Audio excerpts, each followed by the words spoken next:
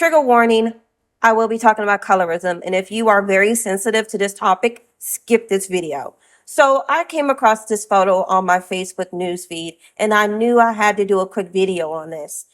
It is so trifling that when we see any type of art or imagery from people all over the world, except Africa, it's always light-skinned people as the standard. And I know some of y'all gonna be like, well, Yona, there are indigenous people that are light-skinned. Yeah, we know. We hear y'all guys 1,000 times. Y'all have to make it known that light-skinned people exist everywhere. But somehow when we talk about how dark-skinned indigenous American people exist, it's crickets, or it's, oh, well, they're dark-skinned, so therefore they belong to Africa. And that's the problem. The problem is not light-skinned or dark-skinned. The problem is that dark-skinned people are pushed as a subcategory instead of the standard.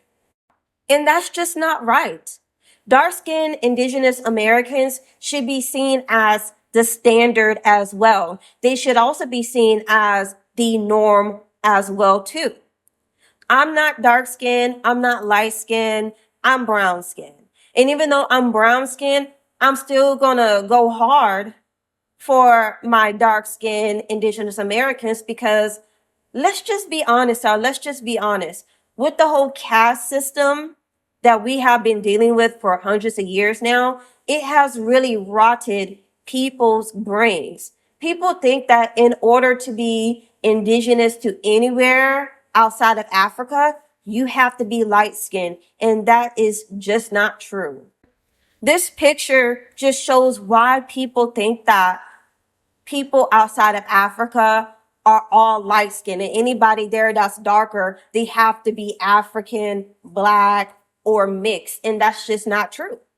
When you go to Asia, when you look at the ancient Asians, the ancient indigenous Americans, the ancient Mexicans, the ancient people of the subcontinent of India, they were dark-skinned.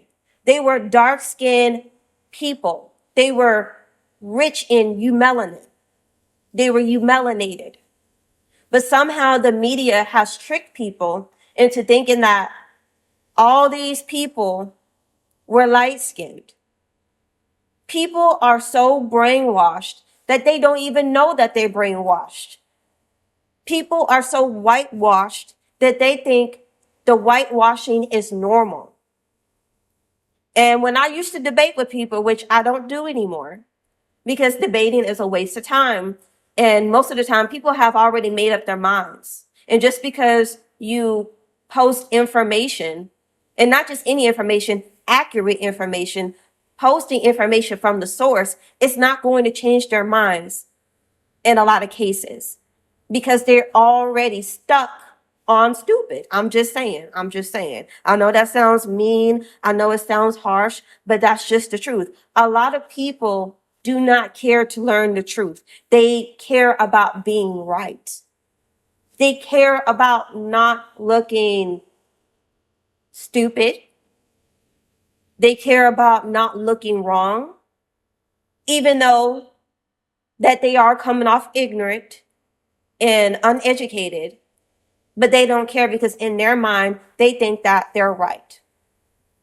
And quite frankly, this is why I do not get along with a lot of people. A lot of people are very colorist. And with my complexion, people think I'm Mexican, okay? And which I have no issue with that, because I do have Mexican heritage. However, because of that, people think that they can say ignorant things to me. They can say things that are just nasty and just full of hatred, and I don't like that. And you know what's so crazy? I see so many of y'all in the comment section going so hard for light-skinned people, people of different races, just people of different demographics. And yet these people talk about dark-skinned people like a dog. Okay?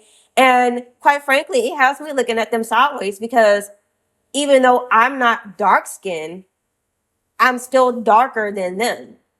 So I have come across the Latina saying that they don't like dark-skinned Mexican men. So you really have to watch people and what they say, because I be seeing y'all in my comment section fighting so hard for the light skins when really they don't care about y'all like that. They don't. A lot of them think that they are better.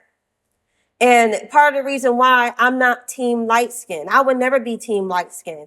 I know what many light skinned people be saying about dark skinned people behind closed doors. Mind you, a lot of light skinned people have dark skinned family members, but yet they go and say, oh, dark skinned black women are this, they're loud, they're ghetto, they're mean, they're aggressive, and all this other stuff. Mind you, they mama is darker than Wesley Snipes. And over here saying that type of BS. So no, I don't respect people who idolize light-skinnedness and overemphasize on light-skinned people being in American Indian demographics. Because we already know. We already know. If you think that we don't know, trust me, we know. We see it every time when people post pictures of Indigenous people, anytime when we see what these museums be putting up on their displays. We see it, baby. We see it every day. You do not have to remind us that light-skinned people existed in the Americas. Why? Because they put it out every chance they freaking get. So enough of this whole, oh, well, light-skinned people were here too. Yeah, we know. We know. The issue is getting people to understand that dark-skinned Indigenous American people were in the Americas as well. A lot of people don't know that and refuse to understand it.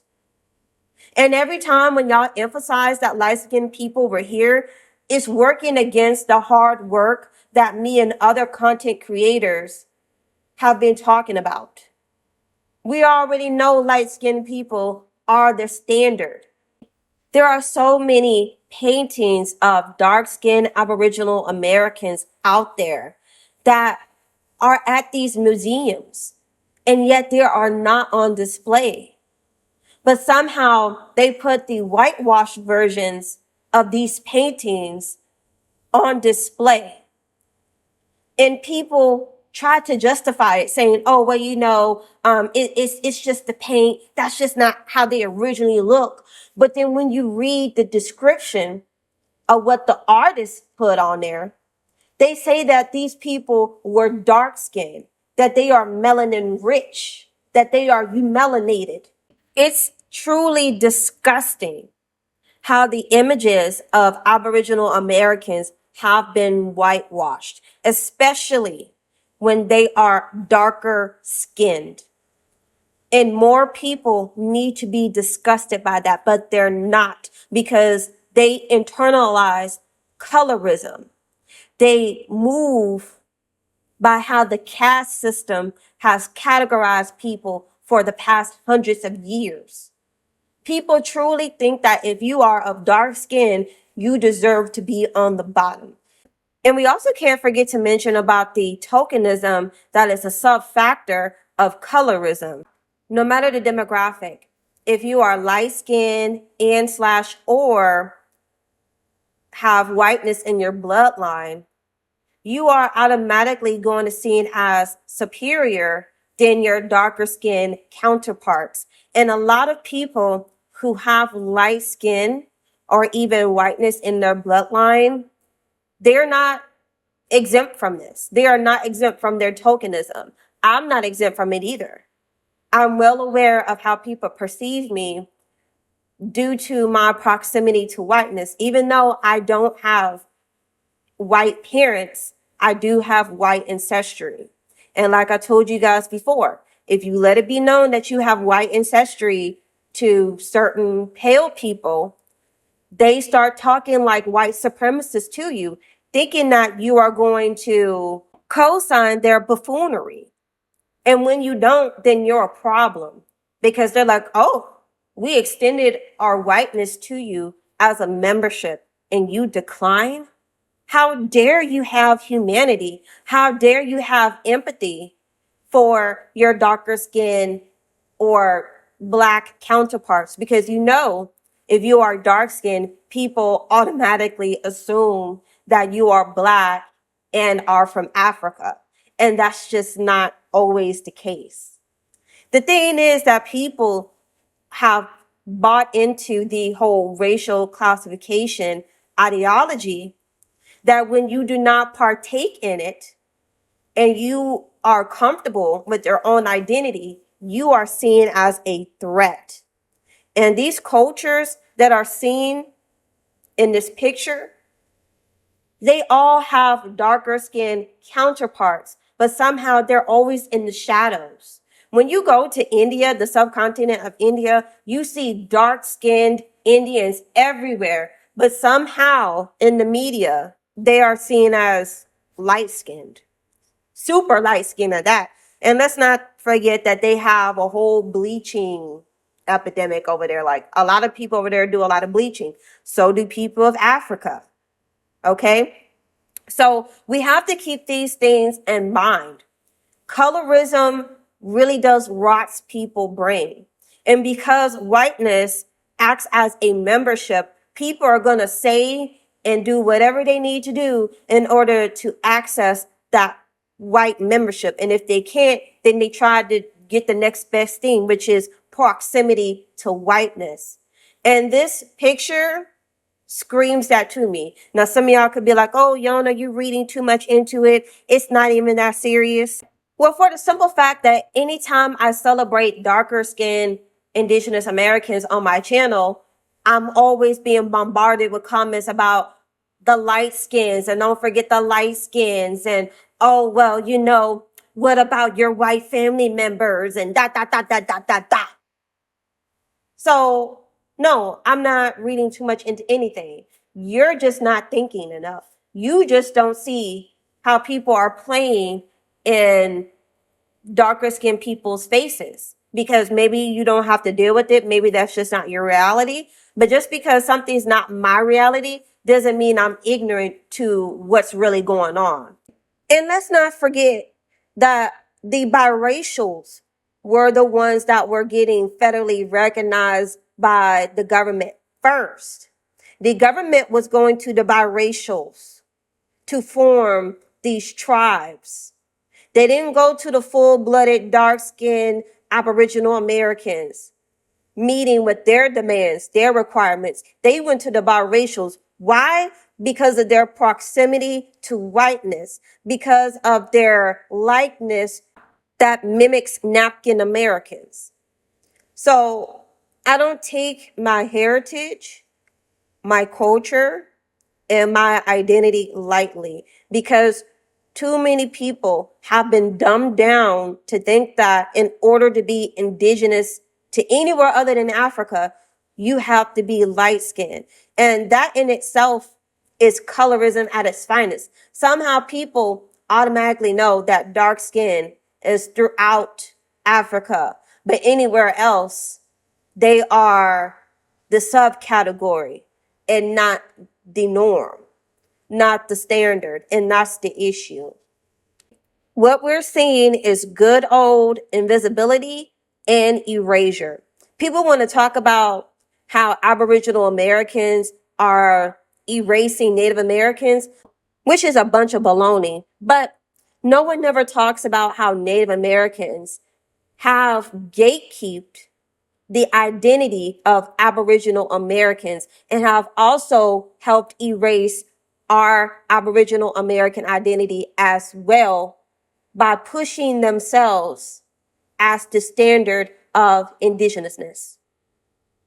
They don't never get on their platforms and talk about how darker skinned Aboriginal Americans existed. The only time when they do that is when one of us come up on social media and start showing the images of our ancestors. That's the only time when they want to try and acknowledge darker skinned Aboriginal Americans. And even with that, they only post the ones that look like them but are dark skinned. They don't never show images of the darker skinned Aboriginal Americans with quote unquote Negro features. And people can sit here and say that Negro features only belong to Africa, but that's completely untrue. Because as soon as colonizers came over here, they were calling indigenous people Negroes. So shut that ish down. Darker skinned Aboriginal Americans deserve to be seen as the standard and deserve to represent their culture without being seen as a culture vulture and being someone that hates themselves. Because quite frankly, people like to push those narratives because they want to try and keep us in check. They don't want us to celebrate who we are fully because they know once we do and we pull up them receipts, the deceit is over. Once people start realizing that light-skinned natives aren't the standard of indigenous identity, the whole charade is over. So they have to name call, make up narratives and lies to try and stay on the top. But you know what? That veil is thinning. More and more people are seeing the truth for what it is. Darker skinned Aboriginal Americans deserve to be seen and respected because especially full-blooded Aboriginal Americans who are dark-skinned, they are the standard, whether you like it or not. They are the absolute standard. And if anybody that's mad by that, check your colorism, boo. Check your colorism. Because a lot of y'all guys like to push that white is right and that light skin is the standard when in fact it's not. You have been lied to.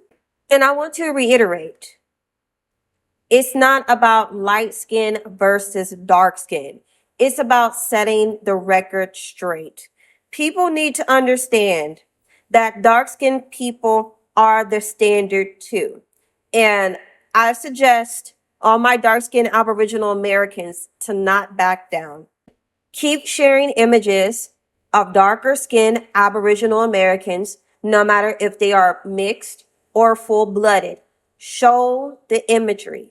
People need to be aware of the truth because as soon as more and more people become familiar with it, they can no longer use the racist, colorist requirements that they have used to determine who is Aboriginal American and who is not. You can be Aboriginal American and have dark skin, kinky coily hair, and quote unquote Negro features. Don't let the media trick you. Dark skinned, kinky coily haired people exist everywhere, not just in Africa. And yes, there are dark skinned, kinky coily haired people that are Aboriginal to areas outside of Africa. It's not unknown and it's not unheard of. People been known that. They just don't want you to know that. The beauty industry makes so much money, billions each year, off the insecurities of everyday people, no matter the demographic, no matter the skin tone. They make money off that. So just imagine how much more money they get out of it when colorism comes into play, when people are bleaching and whitening their skin to have access to whiteness. So you have to think about that. You just can't sit here and be like, oh, well, why would they want people to be insecure about being dark skinned? Why wouldn't they be? Why wouldn't they be? When money is involved, when land and resources is involved. We all know the effects of the one drop rule. We all know the effects of the caste system. And if you are not aware, I suggest you research it. But anyway, that's all I have to say for today's video. Don't forget to like and share this video. Comment your thoughts down below. Subscribe to the channel for more content, and I'll see you in the next video.